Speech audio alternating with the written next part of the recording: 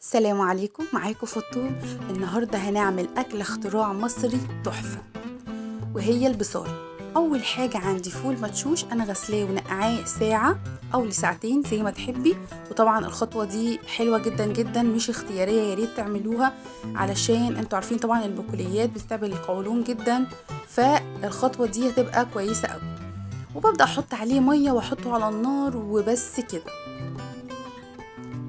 بعد كده هجيب عندي طاسة تكون فيها زيت غزير كويس، وهكون مقطعة بصل عندي جوانح وحطاه في شوية ملح صغيرين ومعلقتين من النشا ومعلقتين من الدقيق، وكمان نفضتهم كويس جدا جدا علشان انا مش عايزة تكتلات على البصلات.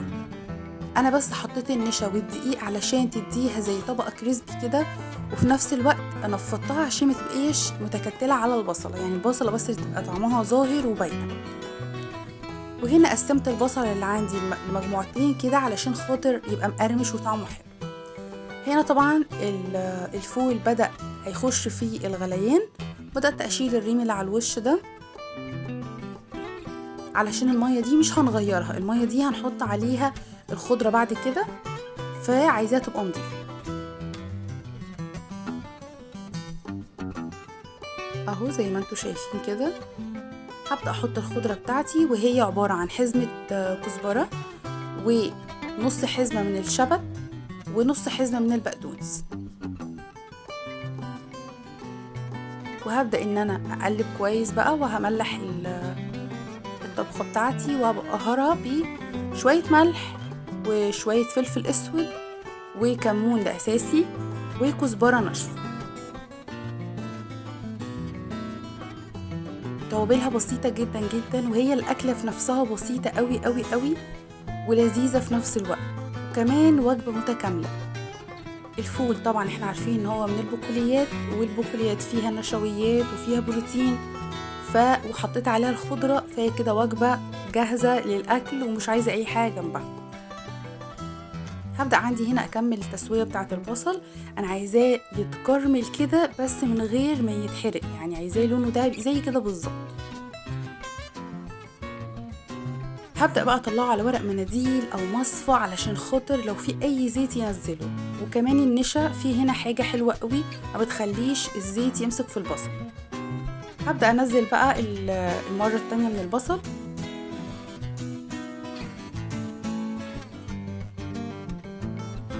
وهستنى بقى طبعا لما يستوي تمام. وهنا بوريكم ان انا عايزاه الشكل ده بالظبط، تبقى البصلايه شكلها حلو ومقرمش كده. هنا بقى بتأكد بس ان الفول معايا استوى علشان اشوف هطفي عليه ولا لا لسه. زي ما انتوا شايفين كده لقيت الفوليه استوت خالص. الفول مشوش طبعا هو معروف اصلا ما بياخدش سوا، وكمان انا كنت نقعاه فهو ما بياخدش سوا خالص.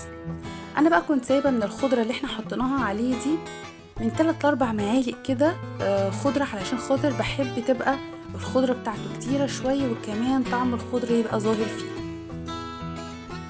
طبعا تقدري تحطي كل الخضره في اول مره زي ما انتي شفتي، ممكن تعملي الحركه دي بتخلي الطعم والريحه بتاعه البصاره حلوه قوي. طبعا احنا عارفين ما حطيتش في البصاره بصل. طيب هعمل ايه؟ هاخد شويه بقى من البصل المكرمل التحفه ده المحمر ومقرمش، وهحطه مع البصاره في المرحله دي قبل ما اخلطها.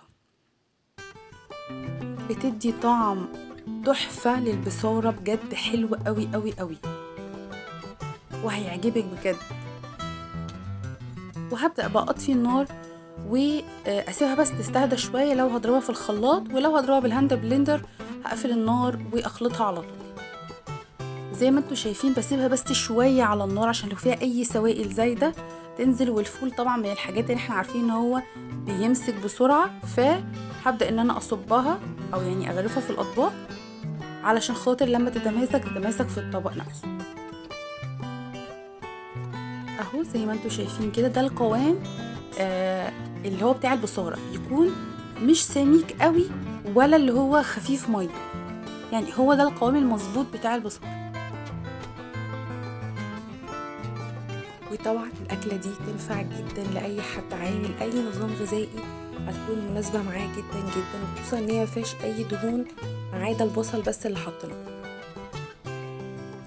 طيب هعمل جنبها مخلل ايه؟ طبعا ينفع مخلل البتنجان بتاعنا اللي انا حطاه على القناه عندي، عامله له فيديو مخصوص. وهنا النهارده لا، هعمل بقى طماطم مخلله وفلفل مخلل، فلفل مسلوق مش محمر. طبعا لو حابه تحمريه هيبقى لذيذ جدا. طبعا اول حاجه حطيتها الثوم زي ما انتم شايفين، شويه ثوم كده محترمين. وبعدين هنزل بعصير ليمون،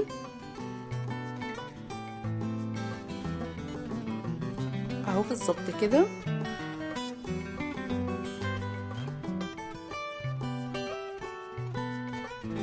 عصير ليمونتين عشان هو ده اللي هيديني الطعم الحلو. الثوم مع الليمون مع الملح وطبعا مع التوابل اللي احنا هنحطها، هو ده اللي بيدي الطعم حلو قوي والمزازه الحلوه دي في المخلل. وحطيت تقريبا معلقتين ل3 خل، وهبدأ بقى احط الملح بتاعي،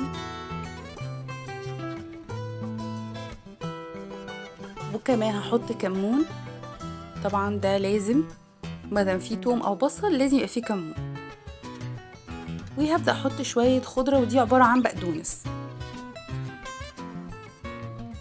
طبعا التوم مفروم، انا بس بحب ان انا احطه كده زي اطحنه شوية كمان مع بعضه. وتقدري تعملي الخطوة دي في الكب عادي مفيش مشكلة. وكان عندي طماطمايه مقطعاها صغير جدا جدا ومقشراها، بدأت ان انا كمان اهرسها مع التوم ومع الملح.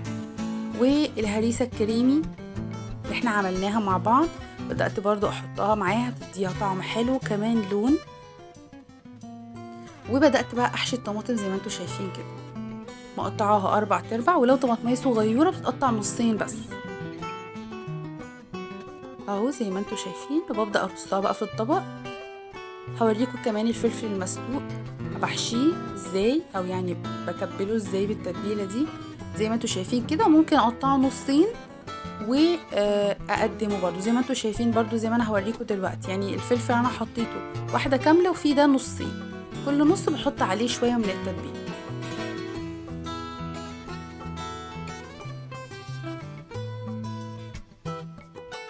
طبعا يا جماعه الاكله دي ريحتها كانت، انا عايزه اقول لكم البيت كله كان مليان ريحه بصاره والطماطم المخلله، وحاجه كده فوق الخيال بجد، تحفه من الاكلات السهله والبسيطه، واللي بجد لازم تعملوها في الشتاء، بتدفي جدا. وهنا بقى بدأت كده ازين الطبق بتاعي بشويه بصل على البصاره بعد ما هي تماسكت شويه. بصوا بقى، شوفوا الجمال، فظيعه فظيعه بجد، وكان طعمها تحفه. اتمنى تكون الوصفه سهله وبسيطه وعجبتك. لو الوصفه عجبتك ما تنسيش تضغطي على زرار الاشتراك وتعملي لي لايك وشير عشان يوصلك كل جديد. والف هنا وبس.